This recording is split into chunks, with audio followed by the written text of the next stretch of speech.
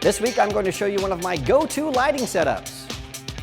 Adorama TV presents Exploring Photography with Mark Wallace, where you will learn innovative techniques on shooting a wide range of photography. Here's your host, Mark Wallace.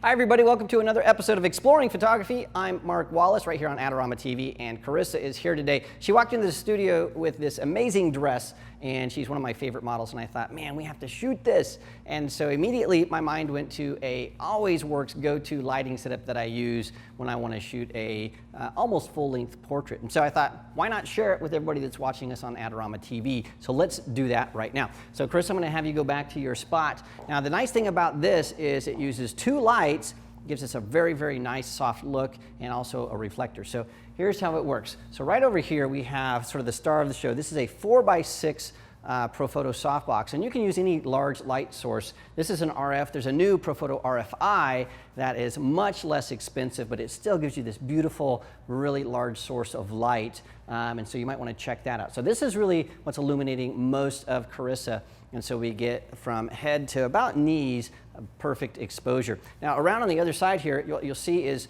we want to balance out this light, so we have this reflector that's taking the light that's from the softbox and it's bouncing it onto the other side of her face, so that way we have a nice lighting ratio where we have key light over here and just some nice fill. And this light, you'll notice, is just a little bit in front of Carissa, so we have light that's sort of wrapping around.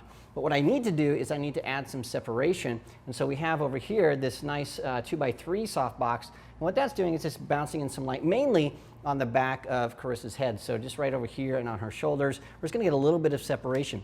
Now the reason I'm using a softbox and not an umbrella is I want to really make sure that light doesn't spill onto the background, because even though I'm using a white background, I want it to be gray. So come on over this way, and you can see that as we look this direction, you can see that there is no, you can't see the softbox, it's all hidden, and because we're using softboxes to direct the light, nothing is really falling onto this except for what's coming from the key light, which means it's going to fall into a gray. And then I'll probably desaturate the shot a little bit in Lightroom or Photoshop and do some retouching, but this is a light setup that works almost always. So without further ado, I'm just going to take a couple shots, and we will show you exactly how these look.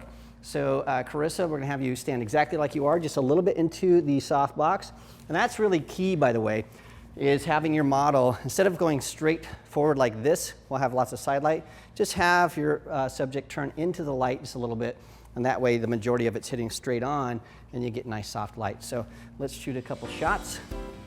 Look right at me. I'm dropping this right above the knees, and I've already metered this. So, and then turn your shoulders a little bit more toward me. There you go. Perfect. And then I'm also going to get a nice tight headshot. So look right at me. This is a sort of a portrait shot. And then turn your chin a little bit more toward me. Perfect. Well, that's one of my go-to lighting setups, and you can take this lighting setup and modify it using the stuff that you have in your studio, and that way you'll have a go-to lighting setup that works every time. The key to this is one large key light, a nice reflector for fill, and then just an added bonus, a separation light. You don't always need that separation light, specifically if you're shooting somebody that has light hair, unlike Carissa. Now, for more information on studio lighting tips and post-production and all kinds of things to do with photography, don't forget to zip over to the Adorama Learning Center. There are hundreds of tutorials and product reviews, and you can see all about the stuff that we're using. And don't forget to subscribe to Adorama TV so you don't miss a single episode. Thanks again for watching. We'll see you again next time.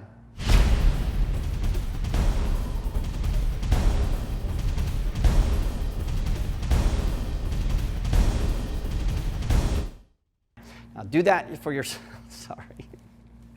Do that for yourself. Do that yourself. Do that to yourself. Do it. Do it. Okay. I'm going to sneeze. If I sneeze, I will sneeze on you. I'll make sure it goes this way. Please do. Okay. Want to get the most out of your Adorama photography equipment? Visit our Learning Center, where you can read popular articles, how-to tips, buying guides, and product reviews.